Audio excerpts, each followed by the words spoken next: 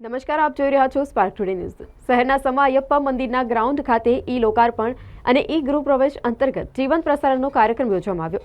વડાપ્રધાન નરેન્દ્ર મોદીના હસ્તે લોકાર્પણ અને ગૃહ પ્રવેશના કરાવવાના જીવંત પ્રસારણ નિહાળવાનું આયોજન કરાયું।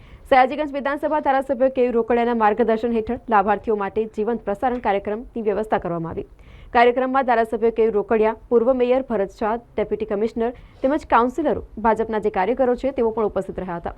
મોટી સંખ્યામાં લાભાર્થીઓ ઉપસ્થિત રહ્યા, જેમાં 1752 આવાસોનું લોકાર્પણ કરવામાં આવ્યું। 182 વિધાનસભામાં લોકાર્પણનો કાર્યક્રમ યોજવામાં આવ્યો, જેમાં અંદાજિત 10 લાખ જેટલા લાભાર્થીઓને આવાસો લોકાર્પણ કરવામાં આવ્યું। વડાપ્રધાન આવાસ યોજનાના આવાસો જે છે તેમનું લોકાર્પણ વડાપ્રધાનના હસ્તે કરવામાં આવ્યું। વડાપ્રધાન વર્ચ્યુઅલી લાભાર્થીઓની સાથે જોડાયા હતા। આજે માનનીય વડાપ્રધાન શ્રી નરેન્દ્રભાઈ મોદી દ્વારા વર્ચ્યુઅલી જોડાઈને એક ઐતિહાસિક કામ એટલે કે ગુજરાતમાં 1,23,000 થી વધુ મકાનોનું લોકાર્પણ અને 8,000 થી 9,000 મકાનોનું ખાતમુહૂર્તનો વર્ચ્યુઅલી કાર્યક્રમ જોડાઈને કરવામાં આવ્યો છે।